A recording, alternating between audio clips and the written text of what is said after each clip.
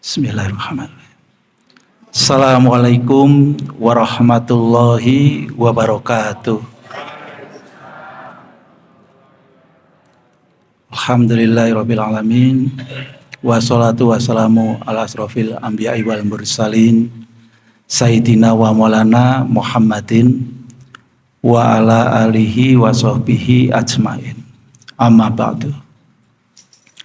Bapak Ibu sekalian yang kami hormati, marilah kita sama-sama memanjatkan puji syukur kehadirat Allah Subhanahu wa taala yang mana alhamdulillah di sore hari ini kita masih diberi kesempatan oleh Allah untuk mengabdi kepada Allah. Salam dan sholawat mari kita haturkan kepada junjungan kita Nabi besar Nabi Muhammad Sallallahu Alaihi Wasallam beserta keluarganya, para sahabat-sahabatnya, dan kepada kita semua. Untuk mewujudkan itu semua, mari kita sampaikan hamdalah dan sholawat bersama-sama. Alhamdulillahirabbil alamin. Allahumma sholli ala sayyidina Muhammad wa ala ali sayyidina Muhammad. Sebelum memulai kajian, biasanya kami itu memulai dengan bacaan 4 rangkaian doa. Namanya 4 rangkaian doa, itu namanya rangkaian satu sama lain tidak terputus. Seperti selayaknya kereta api. Bapak Ibu bisa membayangkan kereta api? Kalau misalnya kepala kereta apinya itu masuk ke stasiun, rangkaian di belakangnya, gerbong di belakangnya otomatis masuk atau tidak? Masuk. Maka kalau 4 rangkaian doa ini setelah disampaikan, namanya 4 rangkaian doa, mohon langsung disambung dengan hajat masing-masing. Bila kita sampaikan 4 rangkaian doa itu diterima Allah, maka insya Allah rangkaian di belakangnya yang Bapak sampaikan sama Ibu hajat nanti, itu insya Allah juga akan terkabul. Ngoten nggih? Maka membacanya pelan-pelan, kita ini memohon kepada Allah dengan berdoa. Pakai adab yang baik untuk memohon dan jelas bacaannya, nggak usah cepet-cepet. Ngoten nggih? Monggo bacaannya apa? 4 rangkaian doa. Yang pertama adalah ta'awudz, memohon perlindungan kepada Allah supaya kita terbebas dari godaan setan. Karena setan setiap saat menggoda. Nggih mboten? Bapak di masjid, setan itu tetap menggoda mboten, Pak? Buktinya apa? Ibu, saya akan membuktikan satu saja, pasti semuanya pernah kena. Ketika Bapak Ibu sholat Allahu Akbar, yang diingat itu sedang menghadap Allah, atau yang diingat selain itu jemuran, hutang, tanggung jawab, dan lain-lain. Berarti terbukti sholat di masjid pun setan akan menggoda. Benar enggak? Maka butuh kita itu nanti memohon kepada Allah supaya terbebas dari godaan setan. Kalau terbebas dari godaan setan, insya Allah apa yang nanti kita sampaikan, kita tolabul ilmi itu akan masuk menjadi betul-betul ilmu, dan kita akan mendapatkan namanya nur cahaya Al-Quran dari Allah. Yang kedua, ketika kita sudah memohon ta'awudz kepada Allah untuk terbebas, kita akan memulai sebuah kegiatan dengan bacaan basmalah. Karena apapun yang dikerjakan tanpa basmalah, maka sulit untuk mendapatkan pahala. Paham dulu? Nggih. Yang ketiga, setelah basmalah kita akan membaca sholawat Nabi. Karena kita nanti butuh syafaat Rasulullah ketika nanti di Mahsyar. Kita mendoakan Rasulullah. Yang keempat, baru membaca surat Al-Fatihah. Karena surat Al-Fatihah itu adalah ibu kandung atau kesimpulan dari 6.666 ayat itu hanya diperas lalu ketemu 7 ayat, yaitu Al-Fatihah. Maka fadilah orang membaca Al-Fatihah itu selayaknya membaca Al-Quran, saking mulianya, saking besarnya. Maka kita akan memulai sebuah kegiatan dengan membaca 4 rangkaian doa, yaitu ta'awudz, basmalah, sholawat Nabi, dan membaca surat Al-Fatihah. Dilanjutkan sebelum bilang amin, setelah membaca Al-Fatihah, lanjutkan hajat kita masing-masing. Monggo. Setelah itu baru amin. Ngoten nggih? Nggih. Kita mulai ya. Monggo sareng-sareng. A'udzubillahi minasyaitonir rajim. Bismillahirrahmanirrahim. Allahumma sholli ala Sayyidina Muhammad wa ala ali Sayyidina Muhammad. Bismillahirrahmanirrahim. Alhamdulillahirabbil alamin. Ar-Rahmanir-Rahim. Maliki yaumiddin. Iyyaka na'budu wa iyyaka nasta'in. Ihdinas siratal mustaqim. Siratal ladzina an'amta 'alaihim ghairil maghdubi 'alaihim waladdallin.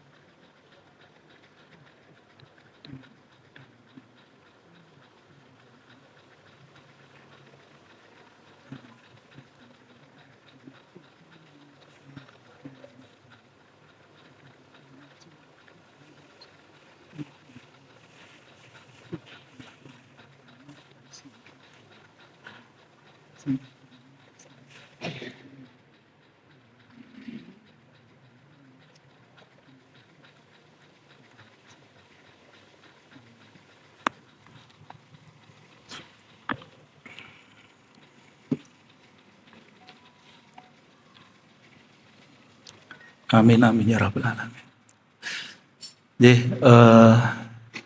Sebelumnya saya mohon waktu 5 menit untuk memperkenalkan diri. Nama saya Novian Rahman. Saya dari Temanggung. Kebetulan kami itu sudah terbiasa ke Semarang. Ada kegiatan di Semarang hampir kurang lebih seminggu sekali. Nah, di sini saya tahu-tahu diundang sama beliau Ibu Wafir menika untuk mengisi kajian di sini. Lah saya merasa saya belum pantas saya ngisi kajian karena saya juga bukan orang pondokan. Nah, ini hanya sebatas nanti karena saya bukan orang pondok, ilmu saya rendah, kita diskusi mawon nggih. Kita tolabul ilmi untuk kita berdiskusi bukan satu arah tapi dua arah. Ada tanya jawab. Nek ngoten pripun? Tadi nek misali satu arah kan Bapak Ibu kados didongengi mawon to? Mengke ujungnya nek didongengi nggih ngantuk. Nek tanya jawab mengke saged melek wong arek takon gitu. Nggih. Sepakat mboten niki? Sepakat. Maka kajian kita nanti mungkin agak berbeda dengan ustadz-ustadz lainnya. Saya akan mengutip pada yang tadi disampaikan bacaan Al-Quran di surat Az-Zumar. Surat 39 ayat 9 tadi disampaikan. Saya bukakan artinya nggih. Kalau wau kan pun dibaca. Surat 39, tadi kan yang dibaca surat 39, surat Az-Zumar ayat 9 dan 10. Berarti saya baca yang surat 39 ayat 9-nya dulu. Ini dasarnya nanti kita akan bertolabul ilmu atau berdiskusi. Kita akan berdiskusi mencari satu ilmu yang nanti bisa dijadiin pedoman kita untuk menjalani kehidupan. Karena judulnya kajian sekarang yaitu ilmu kehidupan. Saya bacakan dulu tadi artinya. Pelan-pelan kita resapi di surat Az-Zumar ayat 39. Surat 39 ayat 9 tadi. Apakah kamu orang musyrik yang lebih beruntung, ataukah orang yang beribadah pada waktu malam dengan sujud dan berdiri karena takut kepada azab akhirat dan mengharapkan rahmat Tuhannya? Katakanlah, apakah sama orang-orang yang mengetahui dengan orang-orang yang tidak mengetahui? Maksudnya apa niku? Apakah sama orang-orang yang mengetahui dan orang yang tidak mengetahui? Nek saya ganti, kalau orang yang mengetahui itu kan berarti sudah punya ilmu, ngoten saged mboten? Oh nggih. Nek tidak mengetahui belum punya ilmu. Sama atau beda? Oh beda. Sebenarnya hanya orang yang berakal sehat yang dapat menerima pelajaran. Saya pelan-pelan. Sebenarnya hanya orang yang berakal sehat. Berarti orang berakal sehat niku napa? Kedah pinter nopo sadar. Oh, berakal sehat ini wong sing sadar. Gitu? Wong sing tidak sadar, wong mohon maaf orang yang gila, itu kan tidak sadar toh? Tidak pakai baju nggak terasa kedinginan, gitu tinggalan itu karena tidak sadar. Maka orang yang berakal sehat itu orang yang sadar yang dapat menerima pelajaran. Siapa yang dapat menerima pelajaran? Orang yang sadar atau berakal sehat. Maka kita nanti pendekatan kajian kita, Bapak Ibu, mohon maaf mungkin agak berbeda. Kita akan mencoba dengan pelan-pelan karena ilmu saya rendah, supaya kita mencari ilmu ora semah gaya muluk-muluk kula sok gaya profesor, wong kula ya ora profesor. Tapi pakai ilmu rendah mawon kita, lalu bisa dipahami, yuk kita bisa jadikan ilmu atau pelajaran untuk kedepannya. Ngerti nggih? Mumpung kita mau masuk bulan Ramadan, berarti kita mulai mencoba untuk merefleksi diri. Refleksi diri ini apa, Bu? Introspeksi diri. Apakah selama ini kita sudah benar menjalankan yang diperintahkan Allah atau belum? Ngoten mawon. Kalau sudah benar, maka tinggal kita teruskan. Tapi kalau salah, karena namanya introspeksi diri, ya dirubah supaya tidak salah atau terjebak pada permainan dunia atau permainannya iblis. Ngoten? Sepakat? Ye. Sebelumnya saya berterima kasih, saya lupa tadi karena diundang. Jadi saya terima kasih kepada ketua yayasan, lajeng ketua takmir, Pak RW, Bu RW, Pak RT, Bu RT, lajeng Ibu Ketua Takmir Khairun Nisa, serta para kiai, para ustadz yang hadir di sini. Saya tidak ingin kita berdebat, tapi kita coba mencari ilmu bersama. Ngoten nggih? Nih. Saya akan mulai, ini sampai jam berapa mereka, Bu? 5:30. Berarti tinggal 43 menit. Insya Allah semoga kita coba supaya cekap. Biasanya kalau kajian kita memang agak sedikit panjang, tapi bisa diputus-putus. Nah, saya memang berguru, ada guru kami, itu dari Jakarta namanya Bapak Antono Basuki bin Prawiro Hartono. Guru kami juga berguru kepada Habib Soleh Muhammad Al-Jufri dari Solo. Habib Soleh Muhammad Al-Jufri dari Solo berguru kepada Habib Umar Al-Hafiz dari Yaman yang sering ke Indonesia. Lah itulah adalah urutan guru kami. Beliau-beliau itu mengajarkan kepada kita, khususnya Habib Umar Muhammad Soleh Al-Jufri itu mengajarkan terkait dengan ilmu-ilmu syariat. Habib Umar dan Pak Guru Antono itu mengajarkan kita terkait dengan ilmu-ilmu hakikat. Nah, yang nanti kalau kita sampaikan, kita akan pelan-pelan mencoba mendalami sebuah ilmu dari sudut pandang antara syariat dan hakikat, tapi lebih banyak ke hakikatnya dulu. Ngoten nggih? Karena nanti kedepannya harus ke sana. Nah, saya akan pakai analogi yang sederhana. Ini agak sedikit berbeda. Bapak Ibu, ini periso mboten niki namine napa niki? Dalamnya apa ini? Teh. Untuk bisa tahu ini teh butuh namanya ilmu dulu, mboten bisa bikin ini teh. Butuh, kalau nggak punya ilmu ini sulit. Saya tanya sekarang, untuk bikin teh perlu namanya ilmu. Yang pertama, perlu nggak kita harus menyiapkan syarat-syarat supaya jadi teh manis? Syaratnya apa mawon? Ada gelas, ada air, lalu ada apa? Ada teh, ada gula, gitu.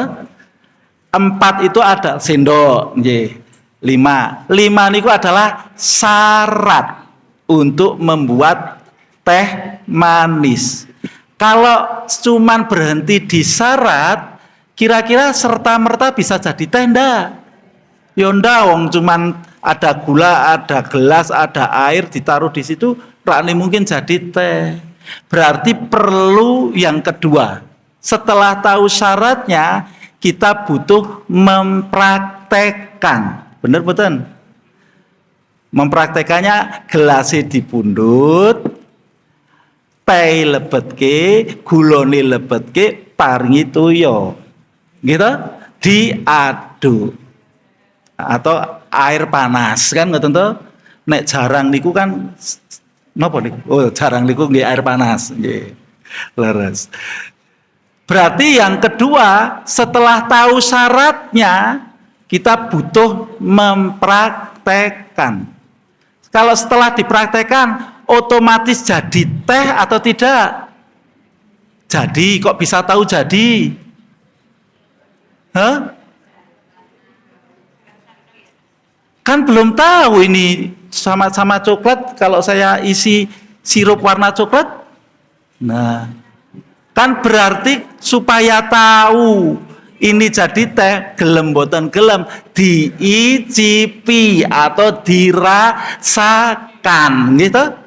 Berarti yang ketiga, setelah tahu syaratnya, kita perlu namanya mempraktekkan. Setelah mempraktekkan, perlu merasakan, diunjuk. Nyusewu kalau tak coba niki, gitu. Mumpung, ya itu. Nah, mumpung. Niki kalau unjuk. Bismillah. Ternyata mboten teh. Saya itu niki.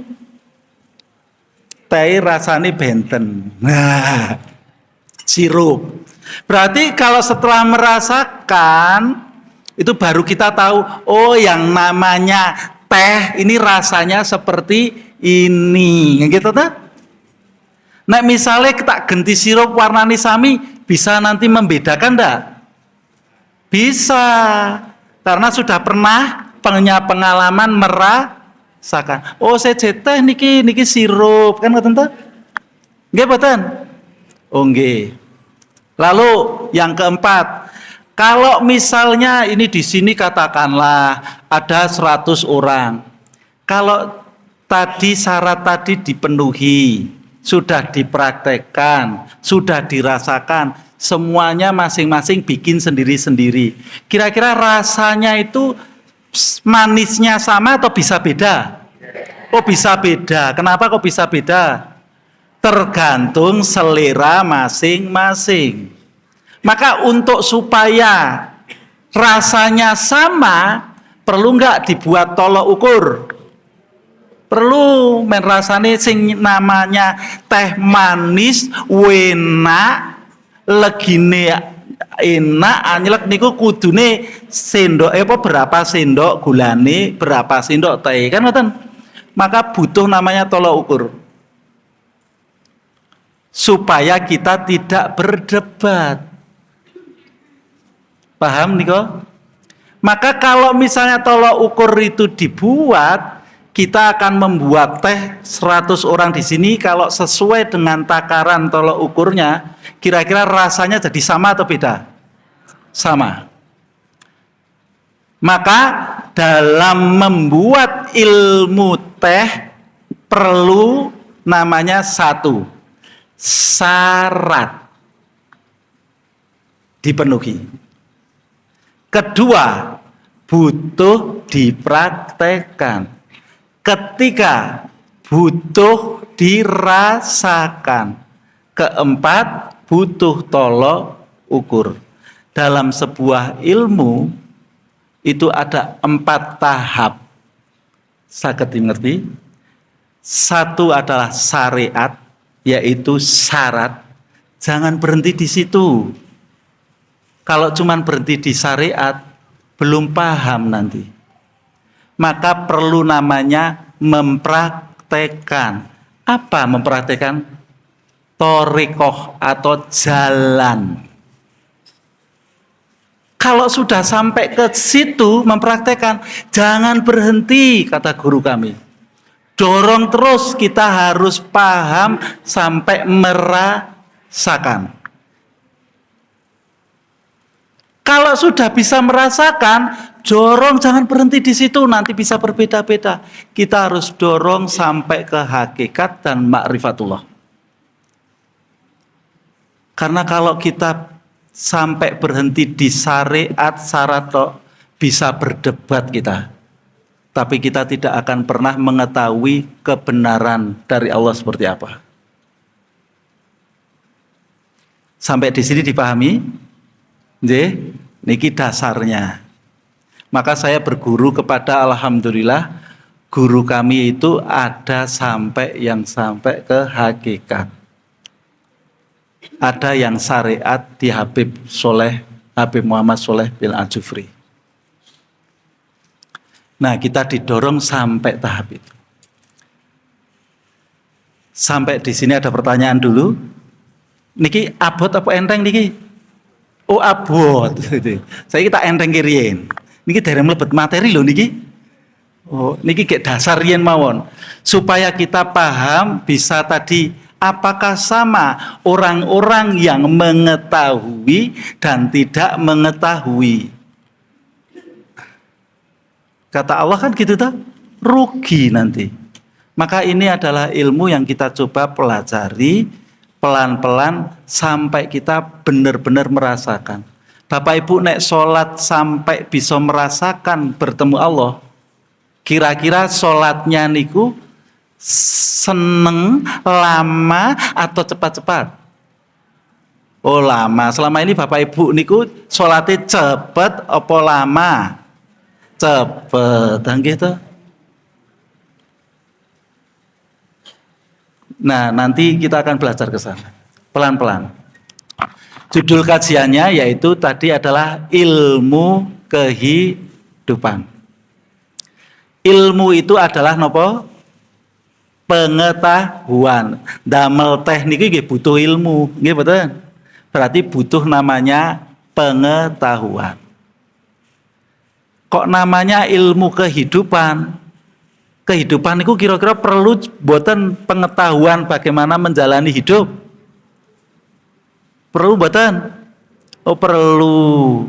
Kalau tidak mengetahui ilmu nih, susah kita bisa menjalani hidup. Maka butuh penting namanya ilmu pengetahuan. Kita mencoba untuk merefleksi diri atau muhasabah diri. Sekarang dalam kehidupan, saat ini kan masih hidup kan ini? Bapak Ibu tim mriki sedanten? Gitu? Oke, hidup wong nyatane saged tindak mriki. Dalam kehidupan termasuk hari ini bagian dari hidup kita, Bapak Ibu itu gadah keinginan nopo tidak gadah keinginan? Oh, gadah keinginan. Keinginannya macam-macam nopo cuma tunggal? Macam-macam. Mesti wong 100 keinginannya ya punjul saka 100. Ning kula tak garis tengah, tak peres jadi cuman ada 1 tok. Coba bener mboten Bapak Ibu itu punya keinginan yang paling utama adalah pengen masuk surga. Betul mboten? Enten sing mboten pun tebih melampah sampai masjid tapi pengennya masuk neraka? Ada? Ngacung? Oh, enggak ada. Berarti sepakat semuanya pengen masuk surga? Nggih. Sepakat nggih? Berarti untuk mendapatkan surga itu harus Bapak Ibu perjuangkan atau ya mugo-mugo mawon nek ora ya wis ora apa-apa gitu.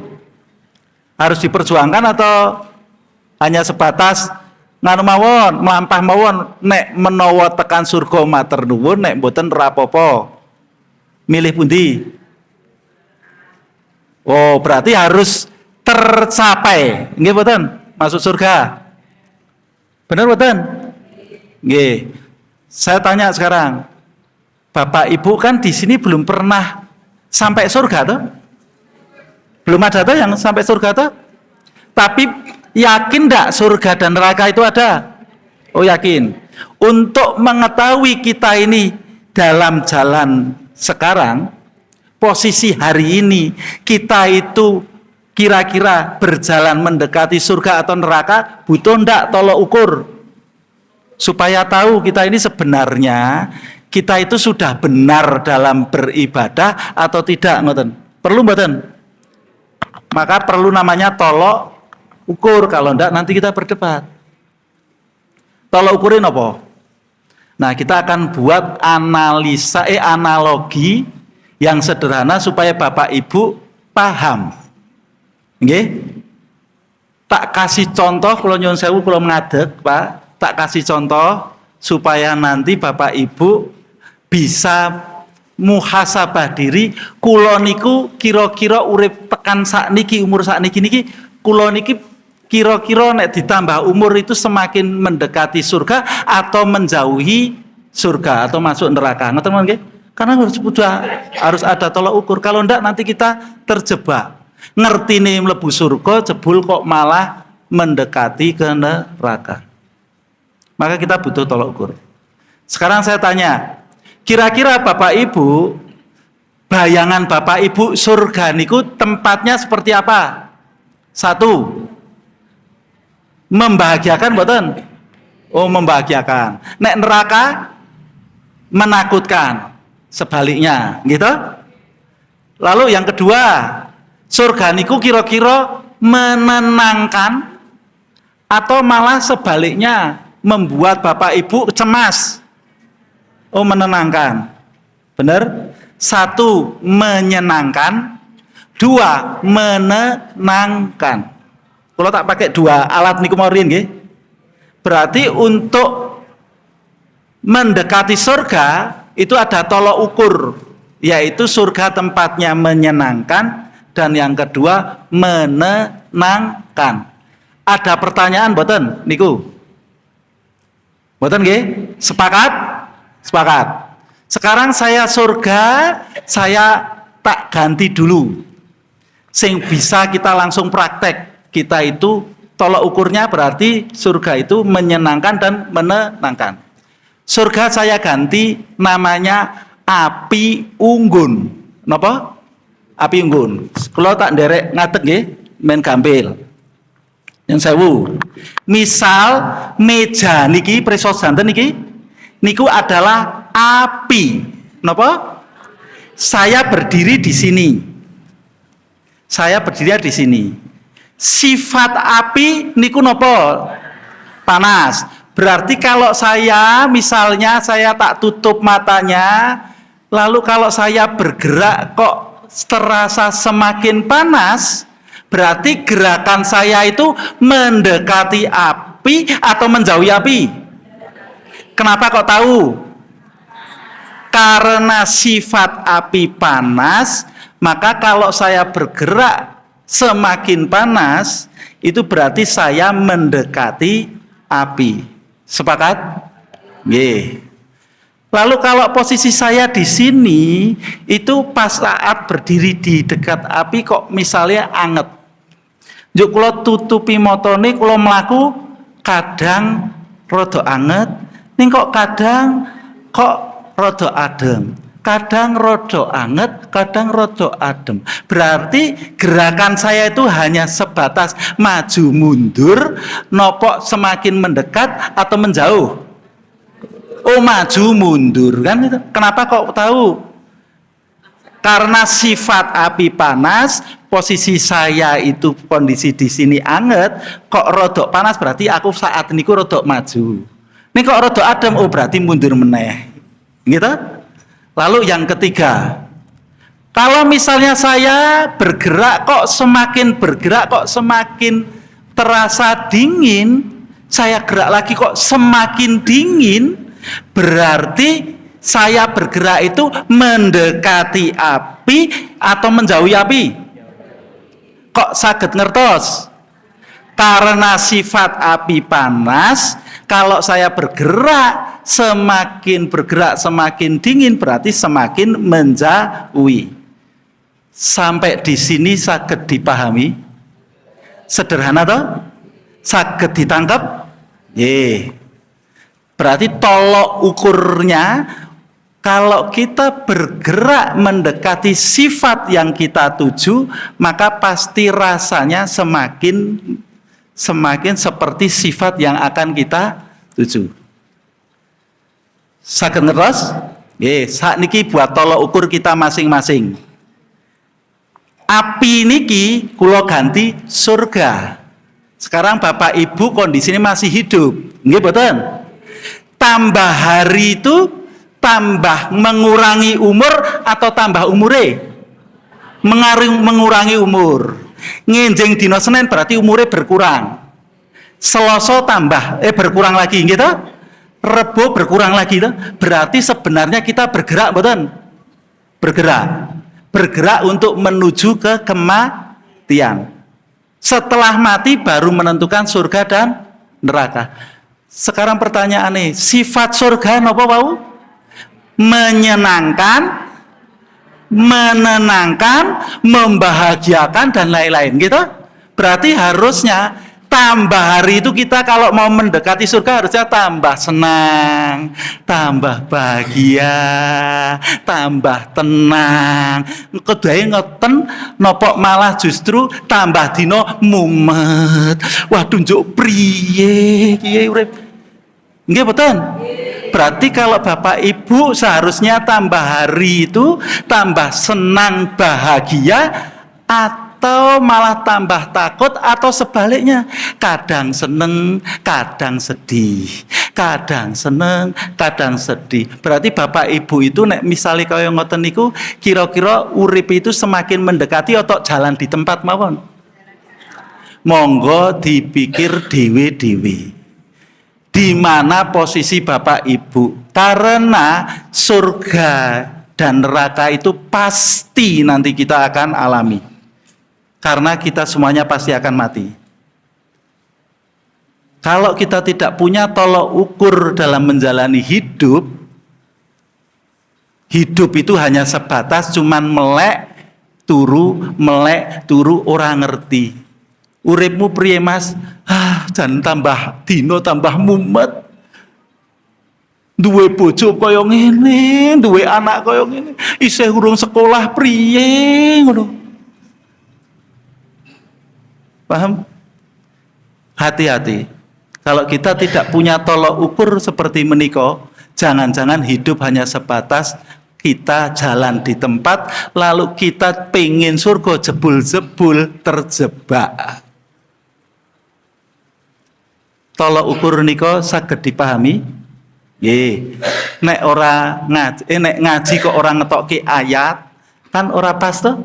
Nah, saya akan turunkan satu ayat. Di surat Al-Fajr surat 89 ayat 23 ayat 27 sampai 30 yang menjadi tolok ukur kita untuk bisa menjadi petunjuk masuk surga. Apa betul Allah memberikan tolok ukur melalui surat itu? Namanya tolok ukur pengen masuk surga berarti ting ayat kudu ana tulisan surga mboten? Yo nek tulisane kok selain surga berarti mboten jadi tolok ukur. Surat 89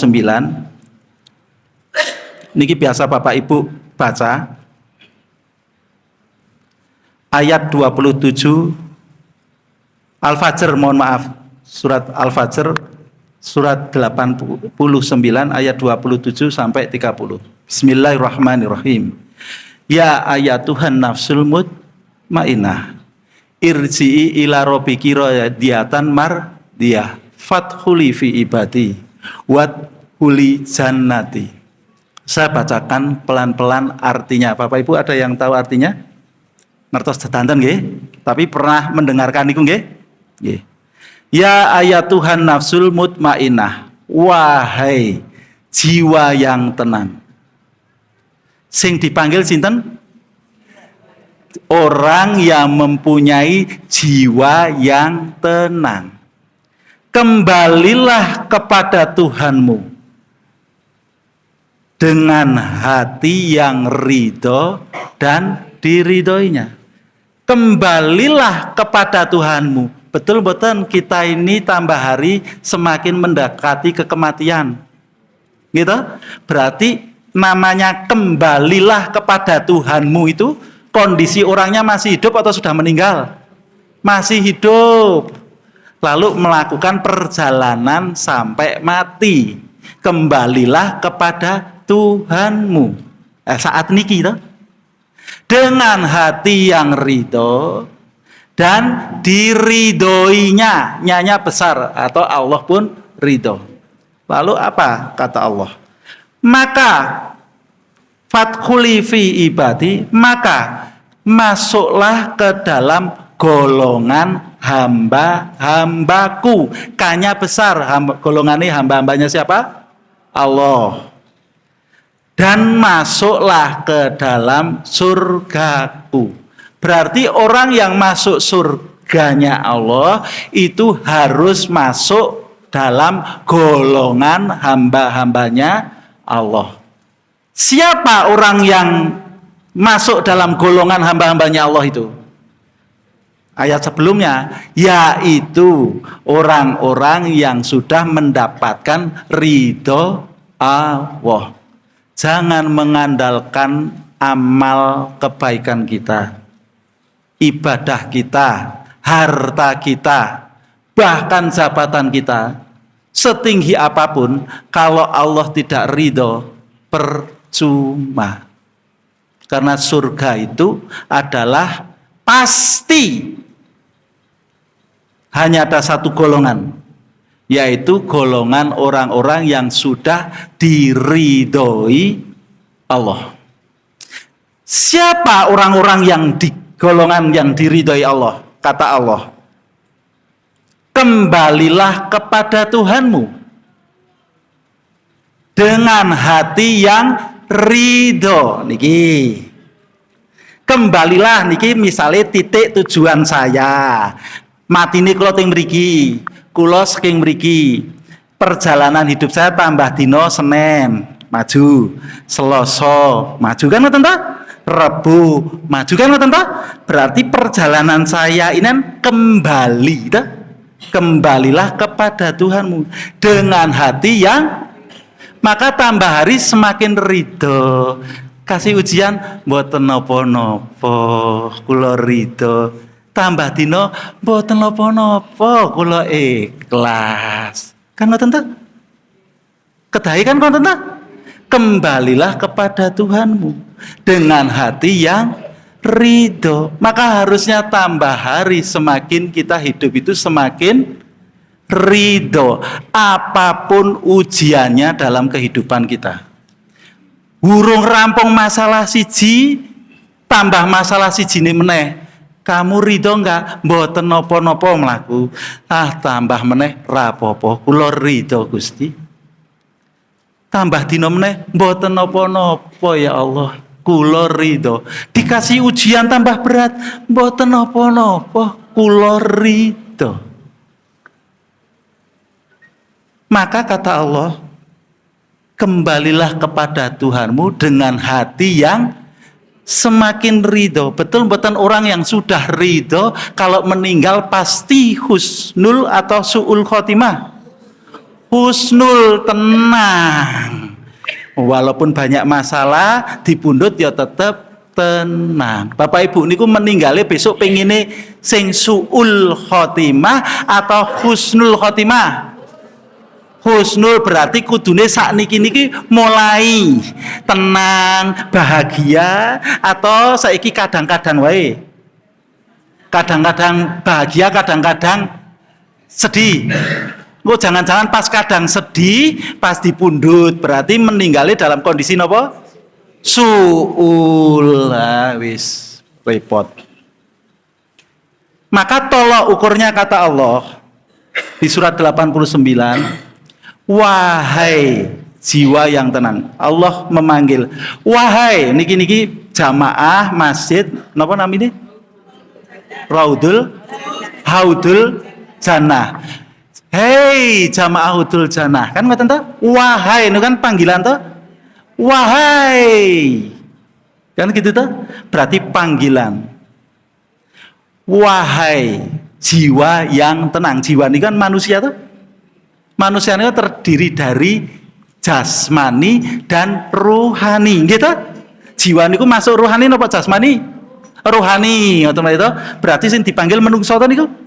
Nah, wahai jiwa yang tenang, menungso sing gadah ruh sing tenang, atine sing tenang.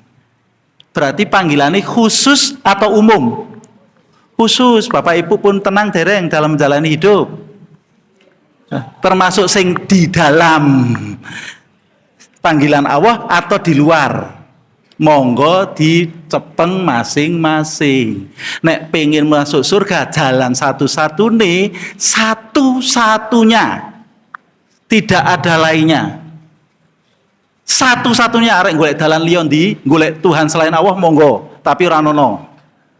Ini nek jalan pengen mlebu surgane Allah, kata Allah, wahai jiwa yang tenang, wahai jamaah Masjid Haudul Jannah.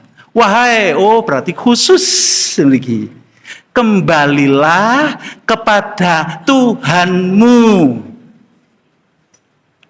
dengan hati yang ridho. Kok kamu ridho, kata Allah. Jamaah, kamu kok ridho? Tak uji siji, urung rampung tak kasih ujian meneh, urung rampung tak uji meneh, urung rampung tak uji meneh, tak tambah. Kowe ridho ra? Kula ridho. Kan ngoten ta?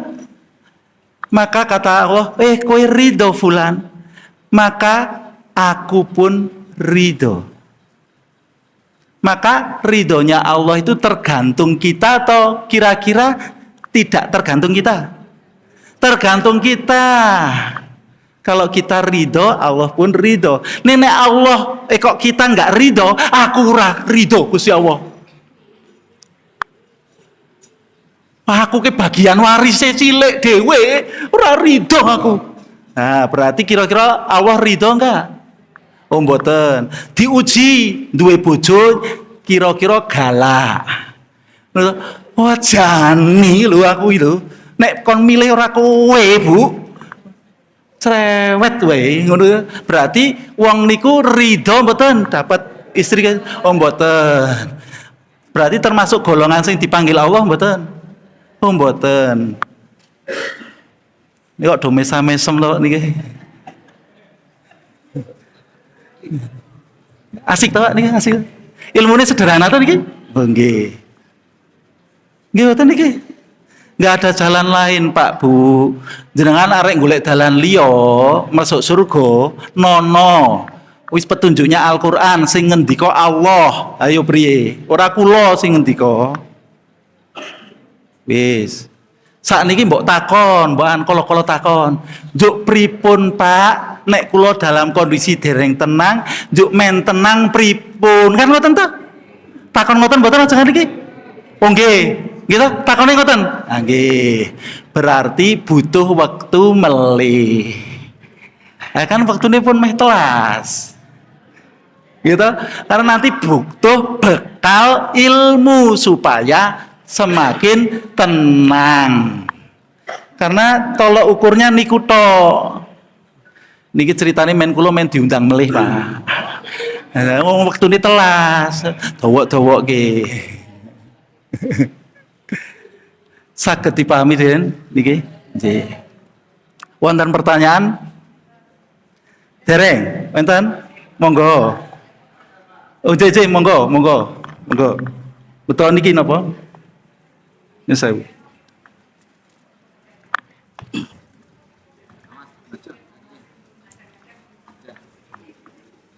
Assalamualaikum warahmatullahi wabarakatuh. Alhamdulillah, nyuwun sewu Pak Ustadz. Niki namung badhe tambah jelas. Kalau wau Az-Zumar 9 mengatakan bahwa ada perbedaan antara orang yang berilmu dengan yang tidak berilmu.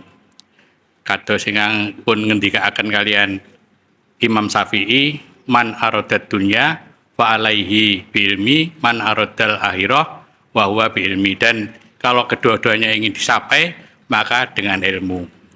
Kemudian saya hubungkan dengan kalau misalnya orang itu berilmu, kan banyak orang yang berilmu, tetapi dia itu termasuk orang-orang yang ghairil maghdubi wa alaihim waladhdallin, orang-orang yang dimurkai maupun orang-orang yang dimurkai dan orang-orang yang celaka ya. Itu kan mestinya ada orang-orang yang celaka berilmu, tetapi dia tidak mengamalkan ajaran Islam. Ada orang yang Islam berilmu tetapi tidak mengamalkan ajaran Islam. Kados ini yang dipun ayat Al-Jum'ah yang biasa diwasakan oleh Imam Masjid Darul Jannah Pak Sirwanto Al-Jum'ah. Semisal adalah orang-orang Yahudi yang membawa kitab, tetapi kitabnya itu dibawa keliling-keliling, ya, dan hanya itu dia berilmu, artinya ya, dia berilmu tetapi tidak diamalkan. Dia berilmu. Lah ini termasuk golongan yang mana? Ini kan ada dua, golongan berilmu dan golongan yang tidak berilmu. Itu aja kira-kira Pak Ustadz. Terima kasih. Wassalamualaikum warahmatullahi wabarakatuh.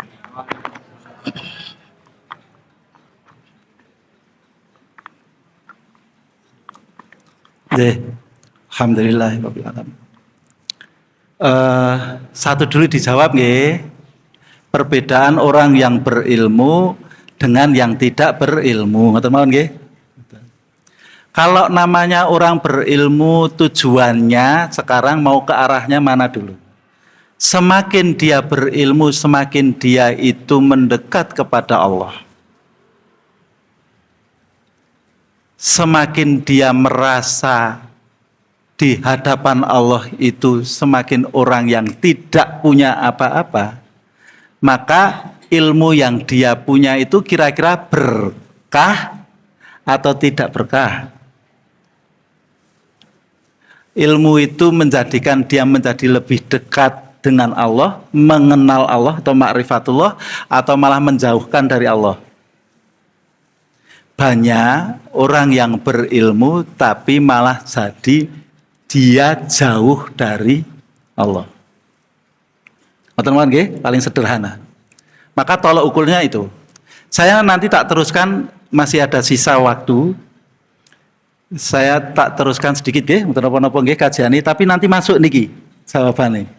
Masuk niki. Tadi dalam menjalani, saya teruskan, dalam menjalani kehidupan kita tak ambil kesimpulan butuh namanya masuk surga. Itu toh? Tolak ukur untuk masuk surga yaitu ternyata di Al-Qur'an disampaikan, yaitu wahai jiwa yang tenang. Tolak ukure kudune atine semakin tambah hari semakin tenang. Kembalilah kepada Tuhanmu dengan hati yang ridho. Maka setiap hari kita itu semakin tambah hari, semakin mendekati kematian, harusnya kita semakin ridho atau ikhlas atas apapun yang terjadi di diri kita. Maka tolok ukur itulah yang akan kita pegang. Sekarang bagaimana caranya ya supaya ini saya dari tadinya belum tenang menjadi tenang, karena jalan satu-satunya menikah. Maka caranya bagaimana? Nah, gitu. Saat ini Bapak Ibu ini dalam kondisi kadang tenang atau sudah tenang dalam jalan hidup? Jujur mawon. Kadang, ngoten toh? Wis. Berarti kan pengen surga mboten? Pengen. Kalau pengen kudu tenang mboten? Kudu semakin ridho mboten?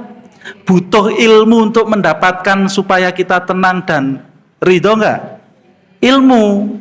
Kita butuh pengetahuan bagaimana caranya supaya saya bisa semakin ridho atau semakin tenang dalam jalani hidup.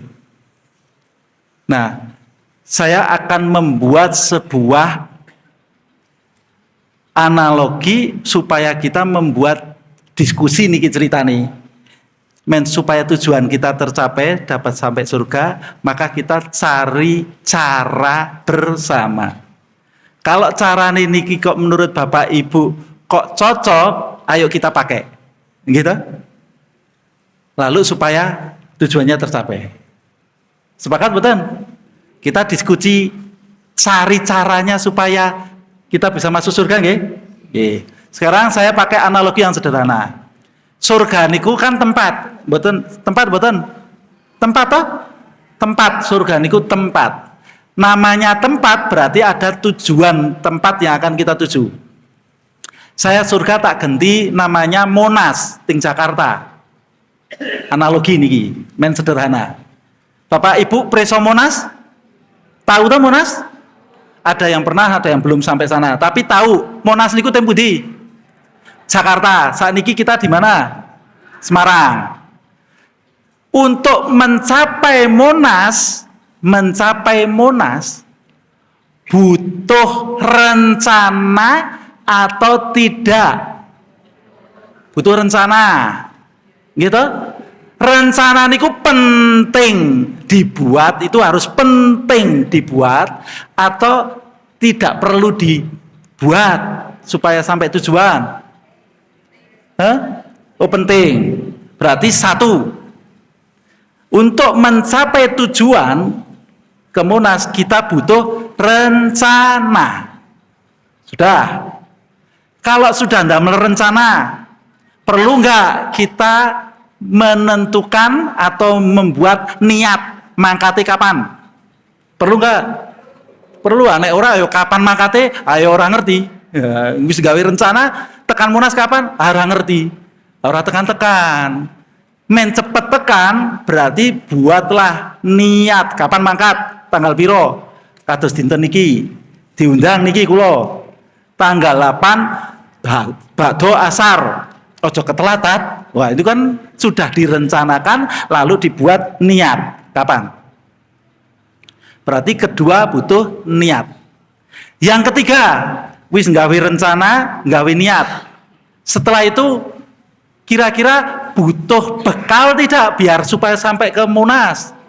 Oh butuh lah, orang nggo bekal priye? Wong mangkat rono tutu nuku bensin kok, urunan biaya kok, gitu? Nggih, maam nggih butuh toh? Nggih. Sekarang yang ketiga ternyata butuh bekal. Sepakat? Ya. Pertanyaan yang kedua.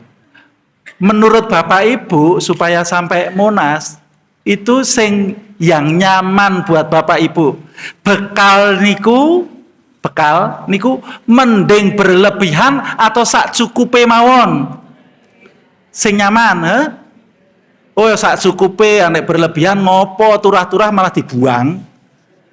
Saka kene saka Semarang numpak bis, niatnya mangkate numpak bis bareng-bareng nanggon Monas. Sampai Jakarta niku 1 hari atau 1 bulan? 1 hari semalam, gitu. Anek semalam ini perlu sangune segone niku toh gawe sebulan apa cukup semalam mawon cuma sekali atau 2 kali. Nek nggawa sebulan repot, Pak. Tekan kono turah ya bingung. Nang dalan ngopeni. Gitu. Sak cukupe wae. Men ora merepotkan di jalan. Maka yang ketiga bekal itu perlu tapi yang cukup sampai tujuan. Yang keempat, sudah ndak merencana, wis niat, wis gawe bekal, juk wis mlaku niki. Kira-kira nang Semarang itu arahe semakin ngulon nang Jakarta opo ngetan? Ngulon, nek saka Semarang arahnya berarti harus melalui mana dulu? Kendal. Ngulon meneh Woleri, ngulon meneh Batang, ngulon meneh Pekalongan gitu. Misal jenengan pun munggah bis. Mangkat nih gejreng mangkat. Oh wis tekan Kendal. Berarti tujuannya itu sudah searah ting ngulon arah ke Monas atau malah tidak searah atau sebaliknya? Oh searah. Kok juk bare turu melek lho. Kok ketemune kok tulisannya Demak ya. Kira-kira iki semakin menjauh ke tempat tujuan atau mendekati? Berarti setiap saat harus butuh evaluasi mboten? Evaluasi. Turu melek sedilit, oh, ki kok Pekalongan. Oh ya, turu melek kok kok Demak ya. Oh keliru nggih, kudu balik meneh iki kula. Maka butuh setiap saat adalah evaluasi supaya sampai tempat yang akan kita tuju. Kelima, itu kalau setiap saat evaluasi, maka pasti tempat tujuannya akan tercapai. Sepakat? Satu, butuh nopo? Rencana. Dua, butuh nopo? Niat. Tiga, butuh nopo? Bekal. Bekal ini sing cukup atau berlebihan? Cukup sampai tujuan. Semalam ya semalam mawon wis. Keempat, butuh evaluasi. Apakah tujuan kita itu sudah semakin mendekati atau menjauhi? Kelima, sudah pasti sampai tujuan yang kita tuju. Sepakat ini? Bon, Bapak Ibu tadi pengen masuk surga. Sudah pernah membuat rencana bagaimana supaya masuk surga atau belum? Lah priye?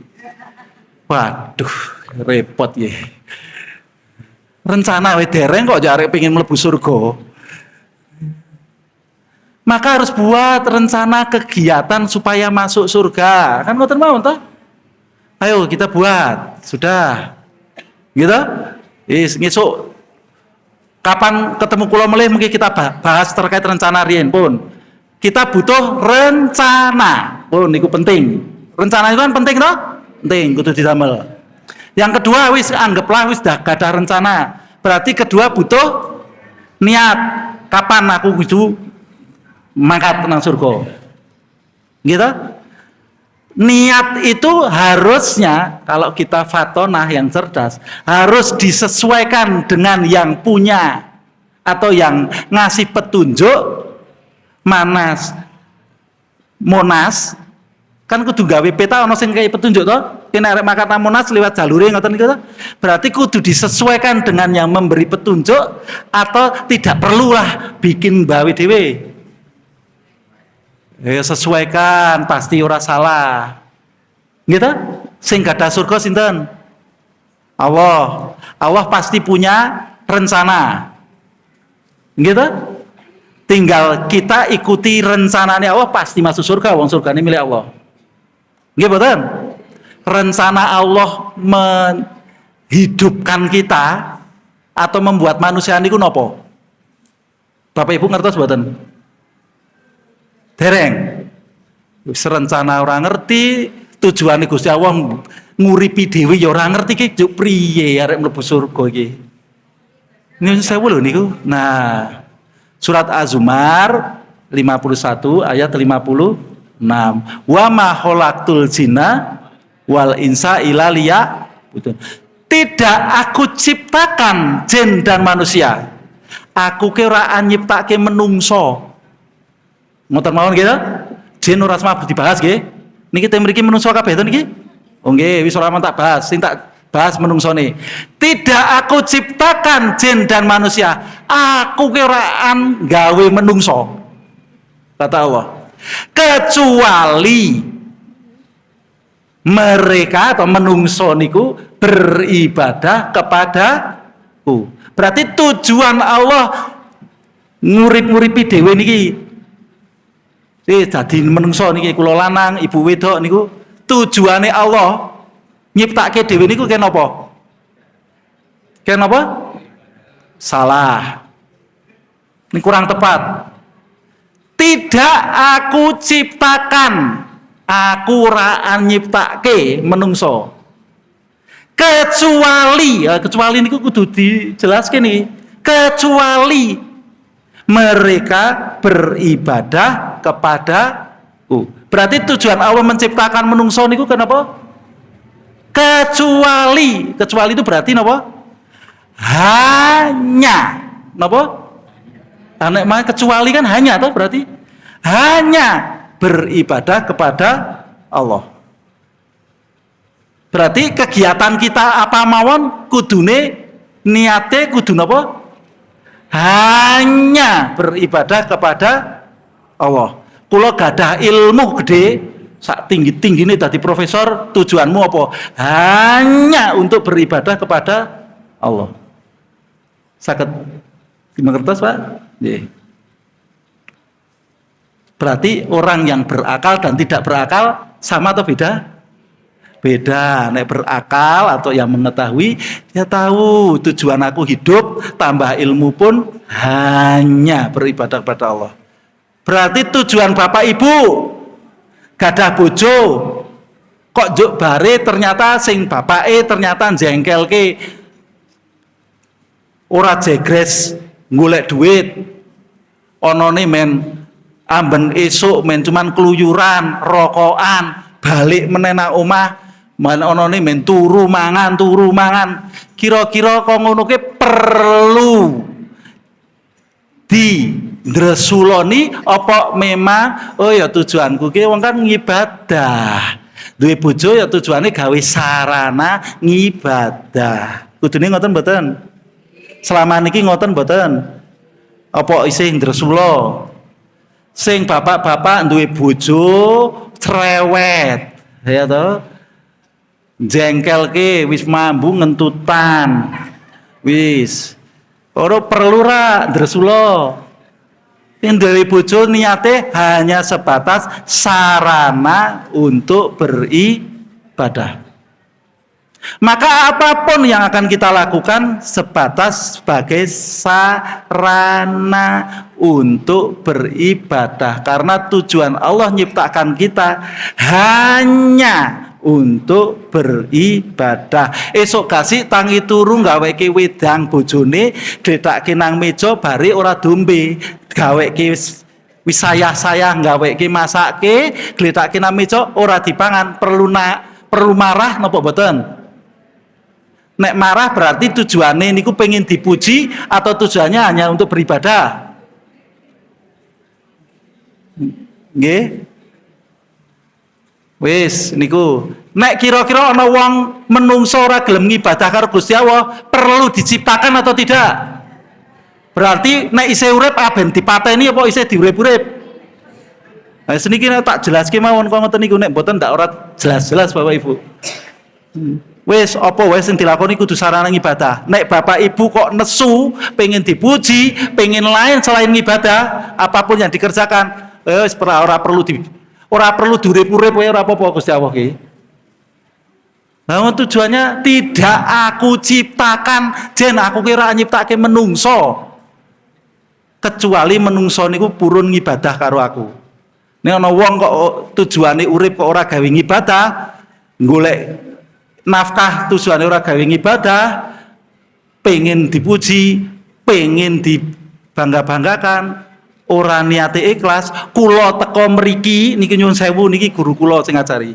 Kula tekan kene saka Temanggung tekan kene kok pengene diamplop berarti tujuane kula niku ngaji niku pengen mendapatkan amplop atau hanya sebatas sarana ibadah? Nah, perlu diciptakan mboten kula? Perlu durip-urip mboten kula? Ora perlu mati ora apa-apa nopi kuwi. Aduh men golek amplop. Maka kajian kita gratis. Boleh 24 jam Bapak Ibu nek misalnya enten kajian ngundang teman-teman kula ustad. Mboten kula mboten ustad.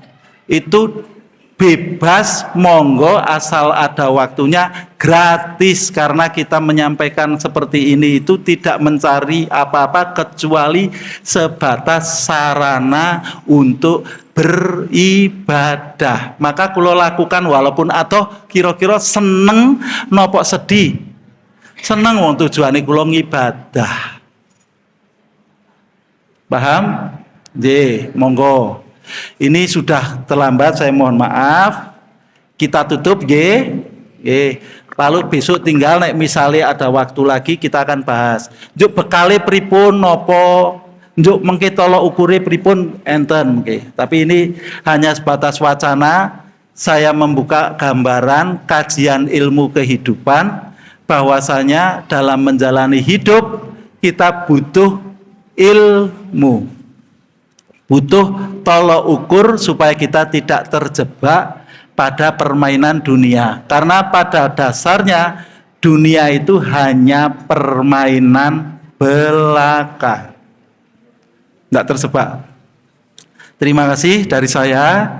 Saya mohon maaf. Ini tidak saya buka pertanyaan melih. Mungkin tidak waktunya nggih. Kita tutup. Sebelumnya saya mohon maaf bila mana dalam menyampaikan ada kata-kata atau sikap saya yang menyinggung Bapak Ibu semuanya. Saya dimaafkan? Ikhlas? Alhamdulillah. Saya mohon waktu 1 menit buat enten, tak mohon maaf sama Allah.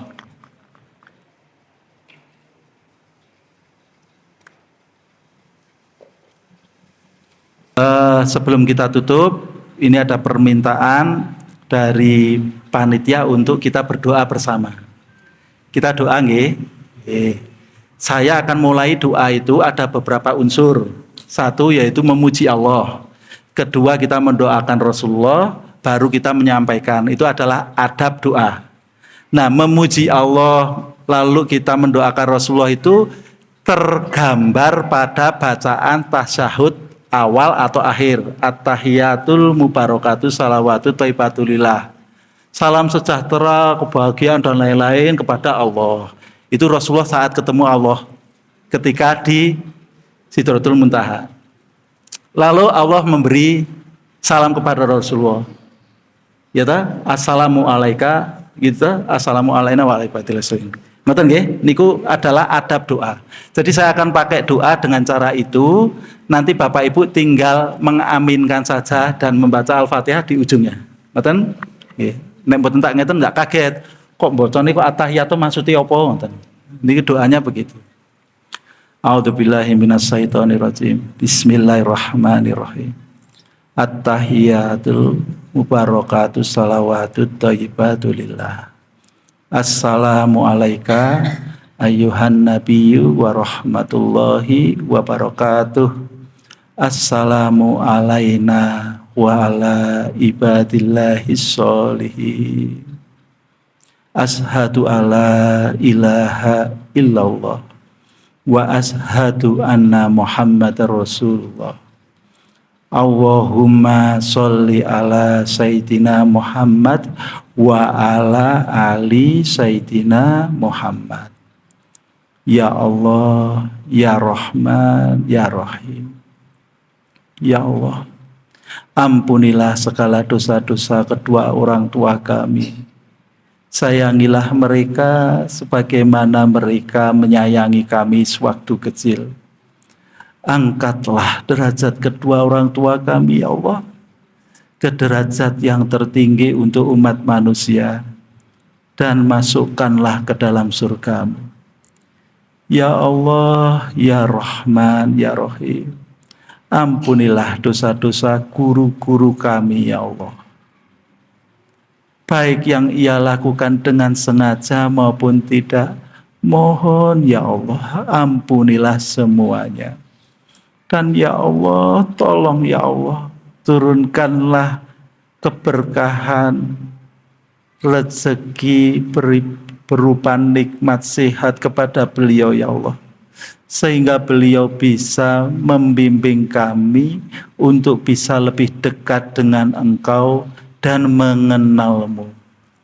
Ya Allah, Ya Rahman, Ya Rahim, ampunilah dosa-dosa saya, pasangan saya, anak-anak saya, baik dari kami mulai lahir ya Allah sampai hari ini, baik kami lakukan dengan sengaja maupun tidak, mohon ya Allah, ampunilah semuanya.